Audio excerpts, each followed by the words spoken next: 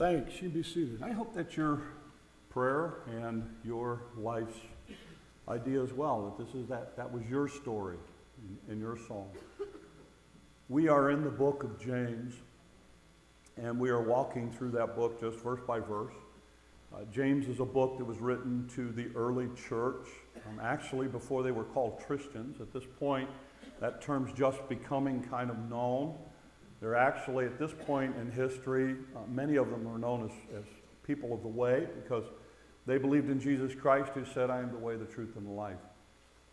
So as these people started following Christ and the church started growing a little bit, James, who's a pastor at the Church of Jerusalem, writes a letter that starts getting shared around to all of these young believers, these people who are following Jesus. But Jesus has been gone now for about 20 years. And he's trying to explain to them what mature faith looks like. And so James kind of starts walking through principles, and we've talked about a lot of them. That mature faith is a doer of the word. It's not just a hearer. Mature faith is a servant. It's someone who is quick to hear, slow to speak, slow to anger. He talks about the idea that a mature believer doesn't show favoritism or partiality. A mature faith actually has something that accompanies it. It's not just words. And one of the things that's interesting, and we're going to spend a lot of time on it, we're going to spend most of the time on it today, is that in the book of James, there's a lot said about your speech, the words that you use. In fact, it's mentioned in all 5 chapters.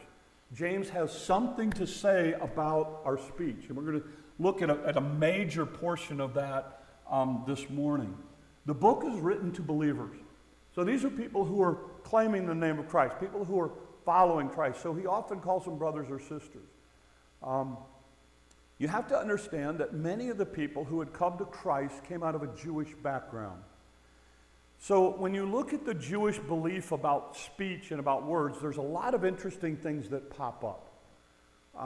For instance, in the Jewish world, here's what they believed. They believed that speech or your words were like arrows, that they could go far and they had the ability to destroy. In the Jewish mindset, they said there are 3 things that could never return to you. One was a spent arrow. The second you release that arrow, you have lost control over what that arrow now does.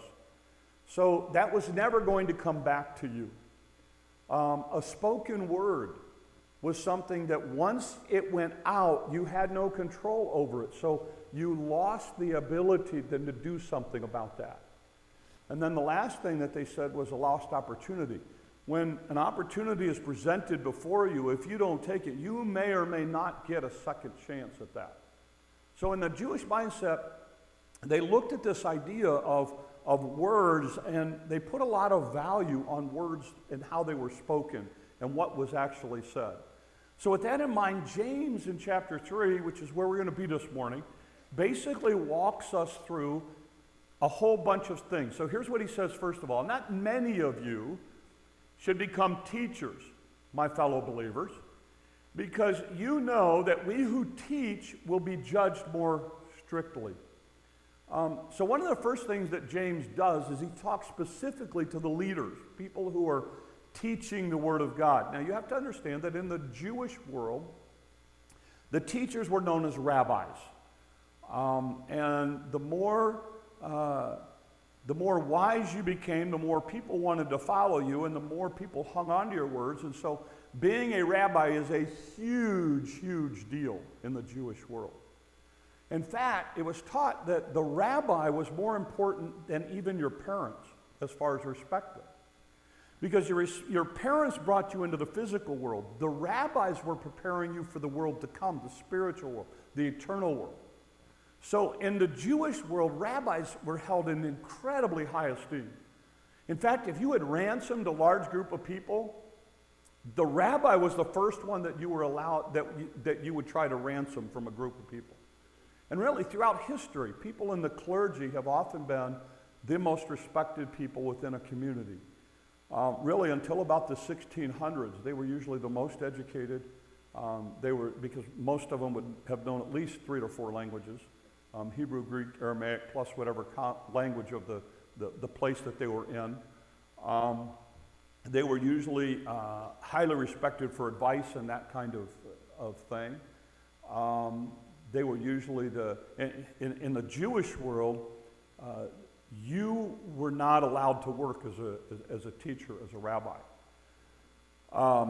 So you had to work, but the idea was that what people started doing was, for instance, so Lael, I know he doesn't farm anymore. He works for his son. So let's say Lael's the farmer and he wants to do something, and I'm the rabbi in the local Jewish synagogue. What he would do is he'd say, "You come and work for me." And I kind of wouldn't work for him, but I kind of would get paid by him. That's kind of how that worked. So if you were somebody who was the sole supporter of a rabbi, you were like a big deal in the community. And that became an area of prestige that, I've hired the rabbi. The rabbi works for our farm. So that was kind of the mindset of this culture. So when James speaks here, he says, look, be very careful about wanting to be the guy teaching or the person teaching. He said, because you're going to be held to a different standard. And those of you who are involved in leadership, you know this as well as I do. The further you go in leadership, the more restrictive and the more careful you have to be. As a teacher, as somebody who does this every week, there's a greater responsibility on my end of it, and there's a greater accountability on my end of it. Everybody gets on me because I'm really conscious about the time that I'm up here teaching. I look at those numbers every week. How long was the message? And people go, oh, don't worry about it. We enjoy it, and you're just trying to make me feel good. But I know how that goes. We enjoy it. It's okay. Don't worry about the clock. Okay, so let me give you a little bit of insight into how I think about stuff like this. If I'm you, and I walk in here, and let's say the message is 30 minutes long, I'm going to give an account for 30 minutes of the message. I have 30 minutes of my time that I'm going to give account to. If you're the guy teaching, on a typical Sunday we have 200 people here. So let's just say 180, just so I can do the math easy, all right? So if 180 people are sitting here, and everybody sitting here, for every minute that I use is 1 minute times 180. That's 3 hours. So in other words, it rolls out very, very quickly that my 30 minutes up here, in my mind, is, did I do my math right? Yeah, okay. 180, 3 hours for every minute, okay? 30 minutes is 90 hours I'm going to give an account for now. You're going to give an account for your 30. I'm going to give an account for 90 hours. That's why James says, be really careful about wanting this, about wanting to do this.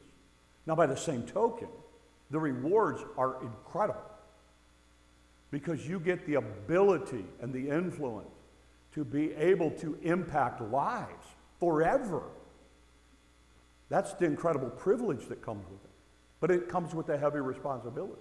That's, by the way, some of you are big fans of different radio preachers or podcast preachers or video preachers. Can I encourage you along these lines? Pray for them.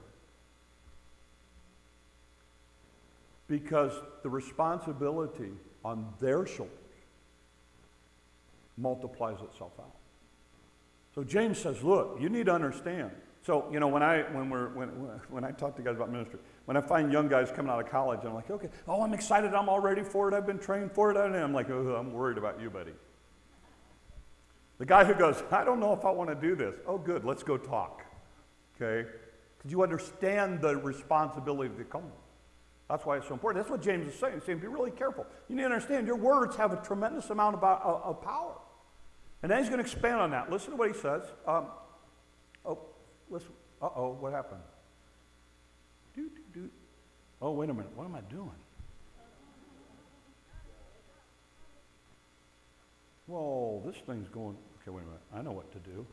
turn it off, turn it back on. There we go. I've never seen this before. Okay. You know, technology is a two-edged sword, people. Here we go. We all stumble in many ways. Anyone who is never at fault in what they say is perfect or mature. That's what the word means when you come to it in James. Able to keep their whole body in check. When we put bits in the mouths of horses to make them obey us, we can turn them, the whole animal. Or we can take ships as an example. And although they are so large, they're driven by a strong wind, they are steered by a very small rudder wherever the pilot wants to go. James says, look, you need to understand, even though your tongue is incredibly small, it has the incredible ability to control things. He uses the analogy of a horse. I'm not a horse person. God bless those of you who are. I'm not. If I was a farmer and I had to have horses, I'd be in trouble. Okay, I want something with gas and a motor and a key because in fact, quick rabbit trail. When we were at camp, I was 3 years. I was at work as in a full-time Christian camp, year-round Christian camp. We had 3 ski boats in the 80s. Those boats at that time were $25,000 a boat. And we had to insure them for giving skiing lessons to kids and a different driver every week for the boats. So we thought, and so we got all of those insured. Somebody donated a horse to us as a camp. Do you know that it was going to cost us more money to insure the horse than three $25,000 a piece boats? Because they said, we asked the insurance, they said, it's insane. He said, no, you don't understand. He said, there's a certain amount of control over the boat. An animal is a different ballgame when we're dealing with children and kids and everything else. So we had to turn down the horse. But anyway, here's what he says. Here's what I do know about horses. The bit is not very big. And yet, it controls the whole animal.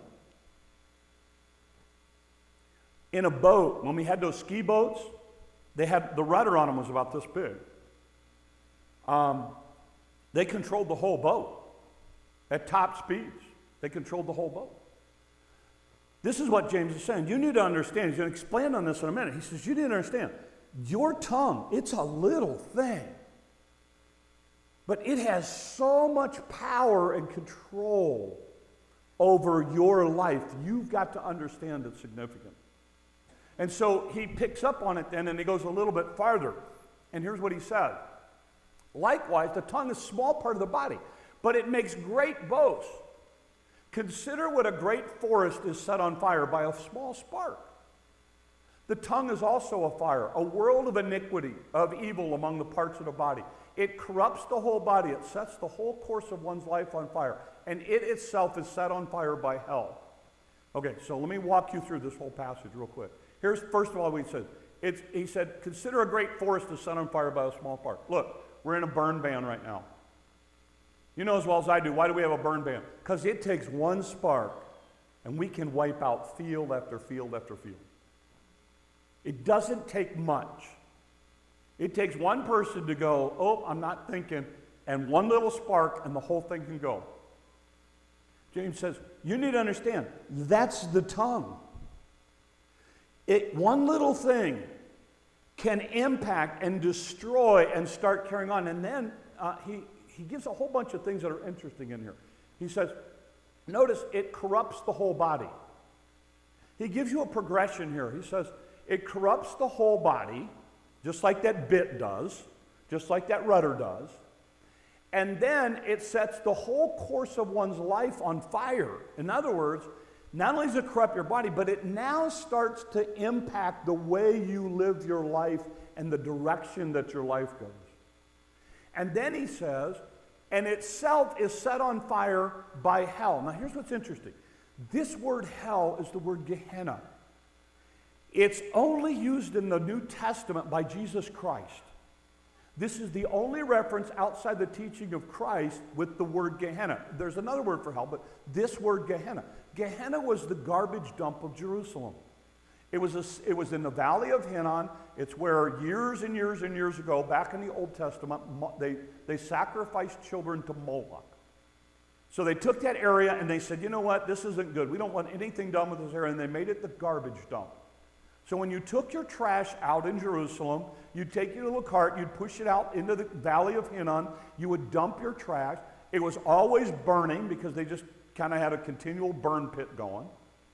The lepers had nowhere to live, so often the lepers would be out there at Gehenna, ready to grab the stuff out of your garbage cart because they could eat some of it before it got thrown on the burn pile. So the Gehenna was not a place that you said, hey, let's go take a vacation to Gehenna. I mean, nobody wanted anything to do with Gehenna, and that's what James is saying. He's saying, you need to understand, your tongue can corrupt your whole body, which in fact then starts to shape your life, and before you know it, you have a lifestyle that no one wants. No one wants to be around you. Nobody wants anything to do with you. You have to understand the power of your tongue. And then he does what's really interesting. He then goes to verse 7, and here's what he says. All kinds of animals, birds, reptiles, sea creatures are being tamed and have been tamed by mankind. But no human being can tame the tongue.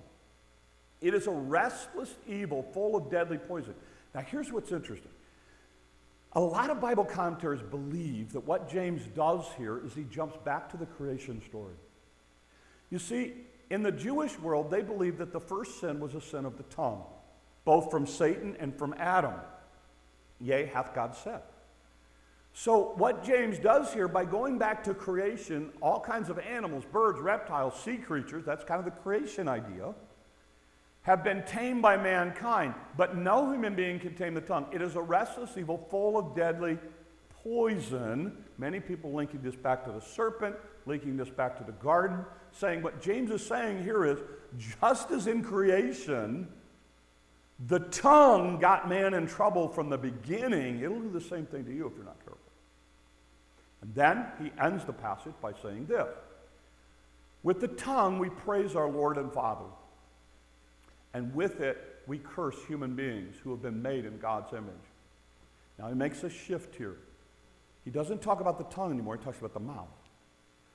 Out of the mouth come praise and cursing. My brothers and sisters, this should not be.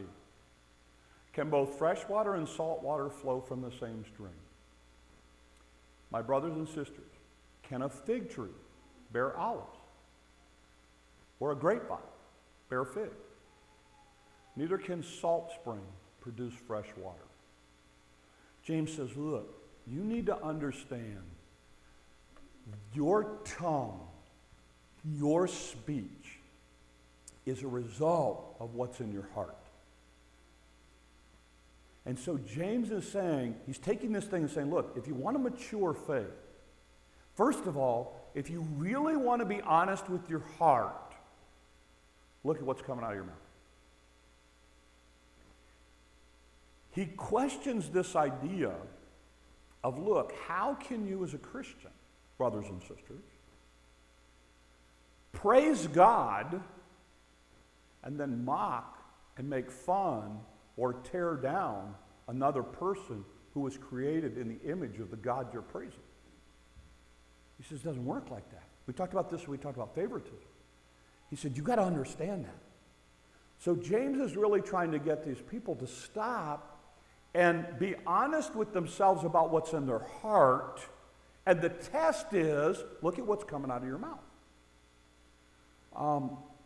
So that's the challenge. And again, he's going to hit it again in chapter 4. He's going to hit it again in chapter 5. Because he's already dealt with it 1 and 2. And he's just going to continue this thing. Because it is so important to a mature faith to have a speech that is reflective of what God teaches. So let's talk about a couple of things this week as we head into our week that God has for us. First idea is this. Your life is reflected by what you say. I'm thrilled you're here. But let's talk about your speech this week. Let's talk about the things that you said. By the way, on the average, you spoke 50,000 words this week. 7,000 words a day is the average. Some of you are going, I know my wife, man, that's a little low. And trust me, you'd be surprised how much we all speak, all right? It's a reflection of what's in your heart. It is. It is. And when you sit there and say, well, that's just, I just can't help it. Come on. Let's be honest with ourselves. Yeah, you can. Well, every once in a while, I struggle. James already said that. We all struggle. We get that. We all stumble. Nobody's perfect. But the goal is to be able to control it. Well, you don't understand. It's hard to control. I'm surrounded by people cussing and swearing all the time. You don't understand. You don't understand how I was raised. You don't understand what I surrounded my world with. You don't understand. Okay, wait a minute. We're talking about what's in your heart, and we're talking about the honest ability for you to control it. And you can control it. You can control it. Look, you know as well as I do. Somebody cusses up a storm and a 3-year-old walks up. It's amazing how they can stop and change it. I played a pastor card. That changes it automatically. Hi, I'm Pastor Jim. Ooh. You can do it. And those are unsaved people. Those people who don't know Christ. Those are people who don't have anything inside. And so James says, look, you need to stop and really take a look at your speech, because it does make it a difference. The other idea is this: you got to use it. You got to use it properly. And I think that's where we forget. You have the power to shape and mold a life with nothing more than words. One of the reasons I'm in ministry is because when I was in high school, this really cute girl who I had a crush on walked up to me. She was 2 years older than me, so I didn't have a chance. But anyway, she walked up to me after a deal and said, I think you'd make a good youth pastor. That's all she said. That's all she said. I've had teachers over the years who have encouraged me along the lines of ministry. I'm here as a result of their words. I've been in this thing long enough to realize that you never know.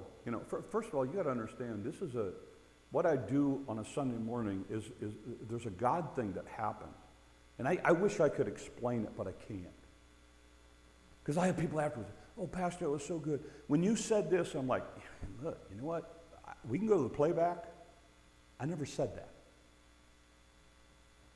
I never said that. But God somehow went from my words to your heart and translated it so you heard what you needed to hear. Listen, words have an incredible ability and a power that you cannot imagine to build up. And as he talks about here, they have the power to destroy in a heartbeat. It only takes a little spark, and the next thing you know, your entire crop is gone with one little spark. But you know as well as I do, I like this. My wife calls it redneck TV. So last night I was watching Forged in Fire. And in Forged in Fire, they had to make knives out of a railroad rail. Okay, they gave him a railroad rail and say, okay, go get your steel. One guy had 30 years experience. He knew how to run an acetylene torch. He fired that baby up. He thought, I'll make this really easy. I'll just go ahead and cut the shape of my knife out and save myself a lot of work. The other three guys had never used an acetylene torch. One guy gave up and said, I'll use a grinder, an angle grinder with a cutoff wheel on it. It took him like an hour. The other guy couldn't get the oxygen, acetylene mixed right, okay? And he just the whole thing, he goes, I don't understand it. Every time it heats up, then it melts back over and fills the hole back in. You know, and I know, it's like, okay, well, you got the oxygen on. You can take a spark when you have the oxygen mix and the acetylene mix right, and you can create a flame that has incredible precise power to, whether it be cut something off or get the piece that you need or weld it all back, weld it, what do you call that? Do that. You do that to it so that it all comes back together. You know me, my hobby is glass blowing. You understand that I take the same propane that heats your house, and through the right combination of air to gas propane mixture, we produce heat of about 2,200 degrees. Now, I don't want that in my house, heating my house, but yet we're able to do that. Why? Because if you can take something as dangerous as a spark, and you can control it, and you can adapt it, you can do all kinds of things with it. That's what James is saying. He's saying, look, you need to understand, just as it has the ability to destroy, it has the ability to build and do creative and productive things with. Last week, for a children's sermon, I brought my favorite hammer. This is my favorite hammer. What I didn't tell you is that, and some of you know this, some of you don't, this is what we call a finish hammer, okay? And it's smaller, it's lighter, it has a round head on it. The claw is curved this way. This is a finish hammer. And you can use it for other stuff, but that's what it's really designed for, okay? My second favorite hammer is this hammer, okay? This is a framing hammer. If you'll notice, it's bigger in size for one, because you hold it down here and you get more power for it. The claw is different on it, because these things you use for everything. It's got a different head on it, because it's really made for the big serious nails, not the nice little funny finished nails. Oh, that's so cute. No, this is the thing you go whacking away at it. This is the thing, if you want to take a 2x4 off and you don't have a saw, you hack away at it with this thing and it'll break itself off. The reason it's all taped up is because it's fiberglass. It's been hit so many times in the wrong places that it started splintering out on me. So I started putting more tape on it. The other thing is I have orange tape, so at the end of a project I look at people and go, all of my tools have the orange tape. Put them in my van, because I started losing tools. But this is the idea, okay? Look, your words are one of two things this week. They are a finish hammer that builds stuff up, or they're a framing hammer that has the ability to tear stuff down. Now, by the way, I can use both of these hammers for both things, but they have a primary purpose.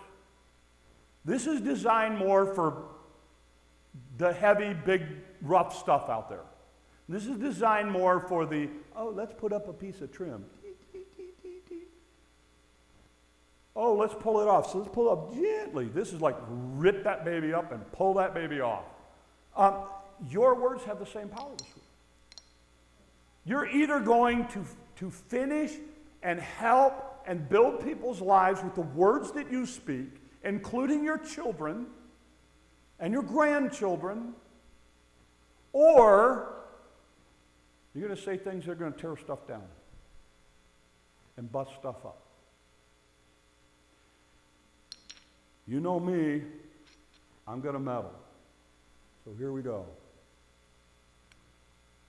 It's almost 11 o'clock, another 9 minutes. Those of you who are married, your words to your spouse this day so far, what category? Build up or tear down? Your words to your kids this morning, build up or tear down? Now, part of those 7,000 words you're going to use today. The things that you're going to do this afternoon, you're going to build up or you're going to tear down? Every Sunday afternoon, I call my mom. 6 o'clock tonight, I call my mom. That's my routine. Build up, tear down. I will probably, maybe, talk to my kids sometime today. Build up, tear down. I'm going to go into potluck in a few moments. I'm going to sit across the table from somebody. Build up or tear down. What you say is going to do one of those two things. James says, mature faith. The kind of faith that honors God builds up. And it comes out of a heart that is right with God. So I want to encourage you this week. You have a tremendous responsibility with the things you're going to say this week. You have an opportunity to build up or to tear down. James says, mature faith is going to build up. Mature faith is going to use those words to help and encourage those that are around you this week. So I just want to challenge you, because I'm going to tell you right now, when you turn on the news, probably not going to hear a lot of building up. When you go to work, probably not going to hear a lot of building up.